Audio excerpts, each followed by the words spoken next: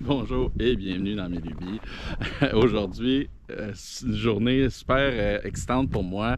Je suis enfin prête à vous dire c'est quoi que je me suis acheté comme nouvel équipement. Donc c'est aujourd'hui que je gâche le punch. J'avais plein d'idées pour le titre de la vidéo. J'ai vendu ma pelle. Bye bye John Deere. Là, enfin la nouvelle machine arrivée, mais elle n'est pas arrivée encore. Donc le but de la vidéo d'aujourd'hui, c'est vous expliquer un peu ma démarche, reprendre de A à Z assez rapidement qu'est-ce que j'ai fait pour me rendre à cette décision-là. Vous faire une présentation brève de la nouvelle machine. Je ne l'ai pas encore. Je devrais la recevoir demain. Théoriquement, c'est demain, mais peut-être plus tard cette semaine. Donc, aujourd'hui, ma journée va être de préparer le terrain, littéralement, là, pour l'arrivée de cette machine-là. Puis, donc, je vais me filmer un peu là, à faire du ménage puis à nettoyer ma pelle. Quand je dis nettoyer ma pelle, parce que je m'en suis pas servi encore de l'hiver, fait qu'elle est bien enterrée. Je dois sortir le bucket, là. J'ai une tote IBC en plastique qui le couvre, mais elle est ensevelie. Fait qu'il faut que je sorte le bucket de là. J'ai le bucket à trancher dans le camion. Ça va me donner un coup de pied dans le cul pour me déneiger comme il faut, tout nettoyer ça. J'avais l'intention de le faire, là, fait que je vais profiter de cette belle journée bien froide. Je pense qu'il fait moins 17 présentement, moins 18. Donc, profiter de cette journée pour jouer dehors. Donc, si vous suivez ma chaîne depuis longtemps, là, vous allez avoir vu un peu l'espèce de séquence de déboulement. On dit un rabbit hole en anglais. La lubie qui est partie de dire, OK, le point de départ, l'espèce de boule dans le jeu de quilles, ça a été le bois de chauffage. J'ai décidé que là, j'avais bien du bois franc qui arrivait tout le temps dans ma cour. Puis là, je me suis dit, bon, pourquoi je le fais pas en bois de chauffage? Fait que ça a comme parti la roche qui a fait débouler la montagne. Donc, ça m'a mené à un paquet de réflexions sur mes équipements, sur comment je fonctionnais, sur qu'est-ce que j'essayais de faire. Tu sais, je revois. C'était un peu aussi. Ça faisait deux bonnes saisons là, que j'étais en business. Fait que c'était un peu le temps de faire le point, de dire, OK, qu'est-ce qui va bien, qu'est-ce qui va pas bien. Fait que c'est un peu ça qui a parti toute la démarche. Et est venu suite à ça la vente de mon tracteur, qui a été aussi une grosse décision, mais que j'étais pas mal sûr de mon coup. Puis ça en est suivi une série d'essais de machines, de différentes machines. Vous m'avez vu essayer la vente techno. Vous avez vu ma vidéo de magasinage chez Jean-René Lafont où j'essayais un paquet de différentes machines. J'étais déjà allé, je ne l'avais pas dit dans la vidéo, mais j'étais déjà allé une journée avant pour essayer d'autres affaires puis passer plus de temps dans certaines machines. Puis ce qui ultimement a fait en sorte que j'ai signé un contrat, j'ai acheté une machine. Donc, êtes-vous prêts à savoir ce que c'est? Alors, ce que j'ai choisi, c'est une Mecalac 6 MCR. La marque Mecalac, je la connaissais quand même depuis quelques temps. Il y a beaucoup de YouTubers que je suis qui en ont. Entre autres, V-Beltenson est un fanatique de la sienne. Lui, il a une 8 ou une 10. Moi, j'ai une 6 qui est plus petit, mais qui est essentiellement le même concept. Donc, c'est quelque chose que je regardais même il y a 2 ans. C'est quelque chose, quand j'ai parti ma business, je voulais acheter ça, mais j'ai pas acheté ça parce que à ce moment-là, je ne vais pas le nommer, mais le distributeur, il était mauvais. Je vais le dire carrément comme ça. Mais finalement, avec mon bon lien avec mon tracteur, avec John Deere ici, avec mon vendeur, avec le service du concessionnaire John Deere, j'ai atterri avec une John Deere 60G. Puis, ben, j'en ai été quand même bien satisfait. Et là, ce qui s'est passé, c'est que l'été passé, la bannière Mecalac a transigé vers Aventis, le groupe Aventis, dont Jean-René Lafont à Mirabel, qui est proche de chez moi. Puis eux, on sont vraiment plus intéressés à faire la promotion de la marque, à les vendre, à les distribuer. Fait que quand j'ai manifesté mon intérêt d'en avoir une, ben on a commencé à travailler un deal, puis ça a été un bel exercice. J'apprécie vraiment l'équipe là-bas. Donc, qu'est-ce que c'est une Mecalac 6 MCR? Je vais faire une vidéo détaillée quand je vais l'avoir dans la cour. Là, je devrais la recevoir demain, théoriquement, sinon un peu plus tard cette semaine. Mais ce que c'est une espèce d'hybride entre une excavatrice puis une chargeuse compacte. Donc, c'est pour moi à peu près la machine parfaite parce que ça vient vraiment combler mon besoin d'avoir une machine qui fait tout, considérant que pour maintenant, puis même pour l'avenir à moyen terme, j'ai toujours l'intention de travailler seul. Ça se peut qu'il y ait le Alstar, le transporteur forestier sur une job, puis la Mecalac sur une autre, mais pour l'instant, pour me sauver du transport, la logistique, le switch de machine sur le trailer à tous les soirs, ben c'est vraiment une machine qui fait les deux. Puis, bien, si vous êtes comme moi, puis historiquement, quand on dit une affaire qui fait deux choses, des fois, on a un peu une crainte que ce soit moins performant. Parce que, puis c'est pas faux dans le cas de la Mecalac, dans le sens qu'une pelle, c'est fait pour creuser. Ça creuse, ça creuse, ça creuse. Il n'y a rien de mieux qu'une excavatrice pour excavater. Puis de la même façon, une chargeuse, c'est fait pour charger, transporter du matériel. Fait que c'est sûr que ça fait le travail comme rien d'autre. Sauf que la Mecalac, c'est un des rares instances où l'espèce de conjoncture de ces besoins-là, c'est quoi le gestalt, fait que la somme des parties est plus grande, ou le total est plus grande que la somme des parties.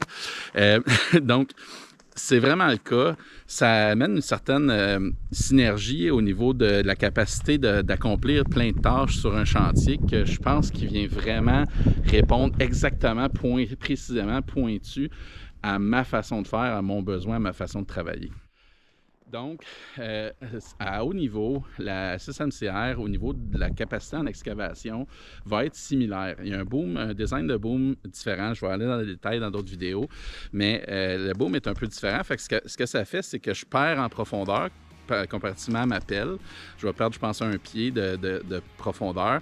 Ce qui, pour moi, je m'en fous. Je creuse pas de trous très rarement. Fait que c'est pas comme, oh mon nom, je serais pas capable de creuser un pied de plus. Mais je gagne en longueur parce que le bras est articulé en plus de points. Fait que j'ai pas, je pense qu'on le voit à l'écran présentement. J'ai pas l'espèce de coude qui se déplie pas, qu'on voit sur des pelles. Bien, il n'y a pas ça sur la Mecalac. Donc, je gagne presque un pied en distance. Puis, en hauteur aussi, je peux travailler jusqu'au-dessus de la tête. Vous allez me dire que c'est pas intelligent nécessairement, puis vous avez pas tort, mais ça vient quand même me faciliter la vie, surtout quand je suis avec le broyeur ou le grappin, des fois des branches qui sont dans les jambes, que avec la pelle, historiquement, ben, je passe là-dedans, puis c'est tout, tandis que là, je vais être capable vraiment de les enlever avant de pouvoir faire mon chemin puis de continuer. Fait que ça, c'est le gros premier morceau. Le deuxième, c'est tout le volet hydraulique, c'est-à-dire c'est un moteur beaucoup plus fort que ma pelle pour la même, la même classe de machine. C'est une classe 6 tonnes, appelons ça comme ça. Donc, c'est un moteur 74 HP, 75 HP qu'il y a là-dedans, qui est quand même pas mal plus fort que celle qui est dans ma pelle. Je pense que c'est 49 ou 60, en tout cas, en bas de 60, je suis pas mal sûr. Puis, ben, ce que ça fait, c'est que tous mes accessoires, comme mon broyeur forestier, qui requiert beaucoup d'hydraulique, là, soudainement, je viens d'avoir l'équivalent d'un high flow sur une excavatrice. Donc, c'est 24-25 GPM que je vais avoir au boom, ce qui est, je pense, 4 ou 5 GPM de plus, même de façon peut-être 18-19 si on compte là, comment la pelle a besoin de son hydraulique. Fait que le réel qui se rend au bout du boom est vraiment mieux avec la Mecalac qu'avec ma pelle. Dans un troisième temps, ben, le fait qu'il y ait cette force hydraulique-là de plus, il y a un gros élément qui différencie la Mecalac d'une excavatrice traditionnelle, c'est la vitesse. Ça roule 2 fois plus vite. C'est même presque 3, c'est 2,3 fois plus vite que ma pelle. Donc, ce que ça fait, c'est que soudainement, le petit qu'une pelle fait pour se rendre d'un point A à un point B sur un chantier, là, je viens de tomber comme un skid, comme une chargeuse compacte. Je viens de tomber que c'est plus un enjeu. Je suis capable de me promener facilement sur un terrain. Puis, bien, ils ont un concept intéressant au niveau des boquettes. Ça vient avec un immense boquette de 7 pieds de large qu'on peut accoter sur la blade en avant, ce qui devient l'espèce de godet de chargeuse. Puis, c'est accompagné, c'est là l'espèce de cœur de ce que c'est comme concept la Mecalac, d'une fonction, un piton qu'on pèse, puis qui change la pelle du mode pelle au mode chargeur. Fait que ça fait que les contrôles change, c'est soit une pelle, là, on chauffe une pelle, pèse piton, là on chauffe une chargeuse. Ce qui fait en sorte que pour les gens qui ont déjà utilisé un skid, à gauche, ça va être un joystick qui va faire les déplacements, gauche-droite, avance-recul. Puis à droite, ben, c'est le bucket. Fait que ça fait que quand on travaille, on rentre dans le tas, on lève le bucket, c'est plus fait pour charger. Fait que la Mecalac est capable de faire ça en pesant un piton. Puis a le mode excavatrice, donc pelle, backhoe, peu importe. Puis est donc faite pour creuser, que là, c'est plus le boom qui travaille. Puis après ça, on tombe dans les espèces de modes hybrides, des affaires que une chargeuse n'est pas nécessairement capable de faire. Comme par exemple, je vais essayer de vous mettre une séquence à l'écran. Bien, si on a une tranchée à remplir, bien, juste suivre la tranchée puis remplir de boquettes ou de gravier ou de sable, bien, c'est pas quelque chose qu'on est capable de faire avec une chargeuse. Fait que là, ce qu'on peut faire, c'est aller chercher notre sable, remplir la tranchée, puis tout ça avec une machine, sans que mettons, la chargeuse vient de mettre des tas de gravier pas loin, puis qu'après ça, c'est la pelle qui vient saupoudrer au-dessus de tuyaux, de conduite, des choses de même. Fait que ça fait que, au niveau de la logistique, au niveau du fonctionnement, on sauve un temps énorme sur les chantiers. Donc, c'est ça que je veux dire par la conjoncture de deux machines qui offrent des possibilités qu'avoir deux machines n'offre pas. Donc, j'ai vraiment hâte de la mettre à l'ouvrage. Je suis convaincu que ça va être un super outil. C'est sûr que c'est théorique. Tant que je ne l'ai pas dans les mains, tant que je ne l'ai pas amené sur des chantiers, tant que je n'ai pas réalisé des contrats avec, c'est vraiment ça. C'est de la théorie. C'est ma pensée, ma vision. Mais j'ai vraiment hâte. Fait que je vais vous amener avec moi tout au long de cette aventure, tout au long de ces apprentissages-là. Je vais me filmer, j'espère demain, à la recevoir. Fait que je vais mettre ça là, dans les prochains jours. Puis, évidemment, je vais faire là, vraiment une vidéo détaillée de ce que c'est, comment fonctionne, les specs, etc. là, pour les gens qui trippent plus machine puis qui veulent en savoir plus sur ça. Donc, voilà la grosse nouvelle. Fait que laissez-moi un commentaire, qu'est-ce que vous en pensez? Si vous trouvez ça cool, si vous connaissiez le produit, dites-moi. Si vous trouveriez un usage pour cette machine-là, dites-moi si vous pensez que je me mets le doigt dans l'œil ou le pied dans la bouche, peu importe. Gênez-vous pas, mettez des commentaires. Fait que voilà, ça c'est la nouvelle. Fait que là, je vais me filmer à nettoyer mes affaires juste pour vous mettre des belles petites images. Mais merci de votre attention. Bon, ben la bonne nouvelle, c'est qu'elle est partie. Ça n'a pas été facile, mais la batterie est encore bonne. Moi, elle a roulé, puis je vais la faire travailler un bout de temps aujourd'hui. Puis ben là, ça aussi c'est parti. Puis ça faisait peut-être 3 semaines, je l'avais pas sorti, elle n'avait pas parti. Mais là, ça va servir. Là, je vais le sortir de son trou en espérant que ça y va pour être capable de le dégager là, plus facilement.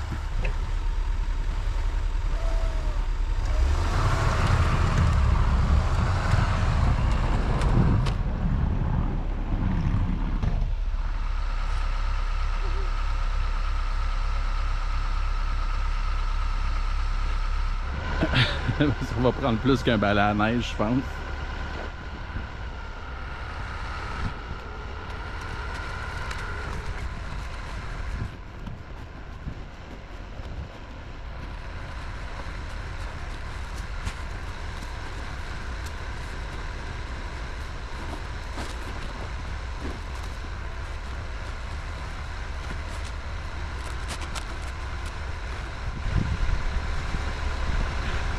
Pour les gens qui se posent la question, c'est en plastique, puis je fais attention pour accrocher mes jets d'essuie-glace